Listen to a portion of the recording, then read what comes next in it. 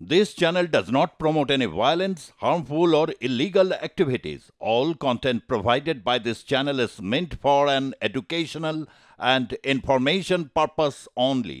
অবিলম্বে শেখ হাসিনাকে দেশে ফেরান, হাসিনাকে বিচারের মুখোমুখি করুন, না হলে আবারও অভ্যুত্থান হবে। ঢাকা থেকে হুঁশিয়ারি ওয়ারিয়ার্স অফ জুলাই।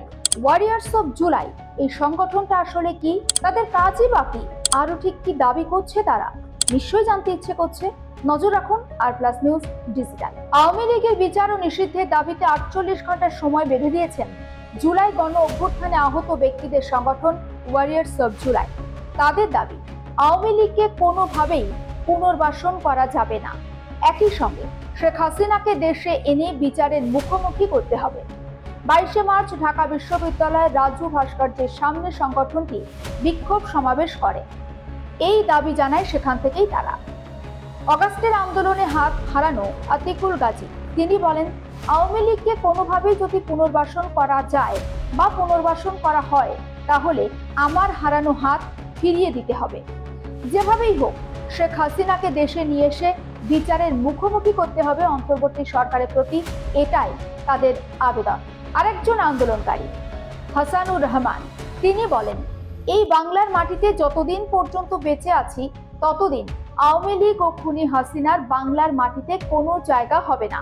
অন্তর্বর্তী সরকারের উদ্দেশ্যে আহত ব্যক্তিদের মধ্যে অন্যতম মাকসুদুর রহমান তিনি বলেন, অনতি বিলম্বে আপনারা সাবধান হন, না হলে জুলাই যোদ্ধারা আবার আপনাদের নামে রাজপথে নেমে আসবে।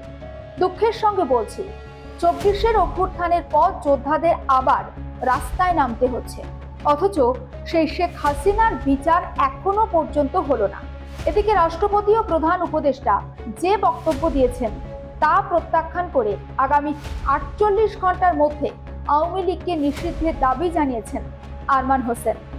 তিনি বলেন, আওয়ামী লীগকে নিষিদ্ধ না করা হলে 64 জেলা থেকে জুলাই যোদ্ধার শহীদ পরিবার ঢাকা মুক্তি হবে, তাহলে আরো একটি গণ অভ্যুত্থান হবে বাংলাদেশে।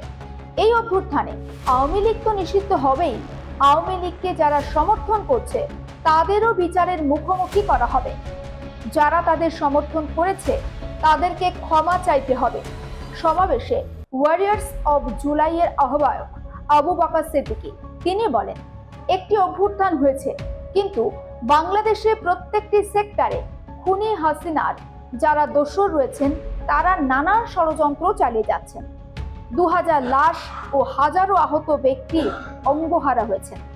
অবিলম্বে খুনি হাসিনার বিচার নিশ্চিত করতে হবে। আওয়ামী লীগকে নিষিদ্ধ করে বিচারের মুখোমুখি করতে হবে। এমনই অন্যান্য খবরের জন্য আপনার নজর থাকুক আর+ নিউজ ডিজিটালে।